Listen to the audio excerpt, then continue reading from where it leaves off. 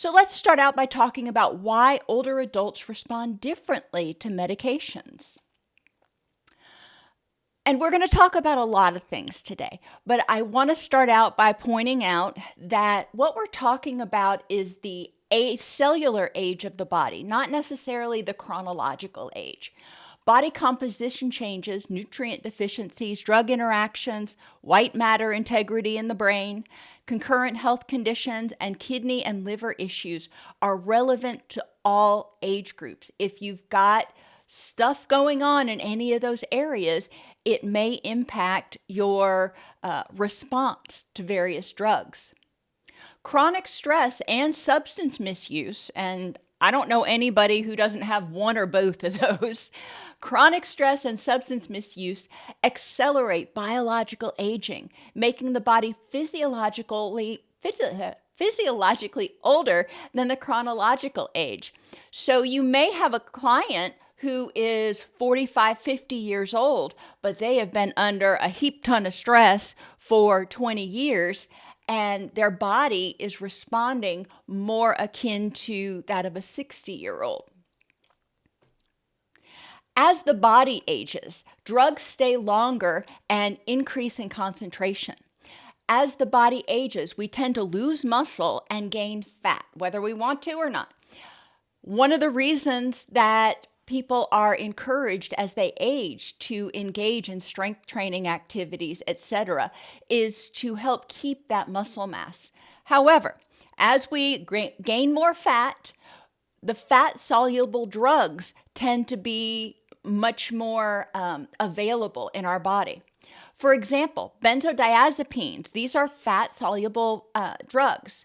For diazepam specifically, and your benzos are your anti-anxiety medications. For diazepam specifically, the half-life increases about 1 hour for every year of age. So a 70-year-old adult might have a half-life of 70 hours. So it takes the drug 70 hours to get halfway out of the body, essentially.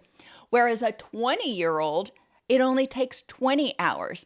You can see how if you prescribe the same amount for a 20-year-old as a 70-year-old, it's going to build up in the 70-year-old's body really fast because they're not clearing it out. It's just sitting there. And that can rapidly develop into toxicity. Likewise, for people who self-medicate, we need to make sure that they're aware of the effects of aging on their body's response to medication. Not that we want to encourage them to self-medicate, but we know it happens. Water-soluble drugs, and those are your ACE inhibitors, or not your ACE inhibitors, I'm sorry, your NSAIDs and other drugs like that. With aging, total body water decreases while body fat increases. Water-soluble drugs distribute into less body water, making a stronger solution, so it sits in the body. Think about if you've ever made sugar water, maybe for hummingbirds or something. If you put a half a cup of sugar to a cup of water, you're going to get a good, strong solution. But if you put a cup of water to a cup of sugar, you're actually going to have a solution that's too strong and it can't hold all of the sugar. And that's what's happening when people take water-soluble drugs. Common fat-soluble drugs, these are drugs that build up in the body because we have more fat and they clear less quickly, they clear more slowly. Benzos, your anti-anxiety medications, opioids, your pain medications, statins, your anti-cholesterol medications, beta blockers, those are used for hypertension, corticosteroids like prednisone, antipsychotics, calcium channel blockers, stimulants, including caffeine, and nicotine. Being aware that older adults may have a much slower clearance of all of these, and people with an older, cellularly older body may have a harder time clearing these drugs. Water-soluble drugs include antibiotics, ACE inhibitors, antihypertensives, diuretics, Tylenol, and lithium. The one that we work with in mental health on this list is more lithium than anything else.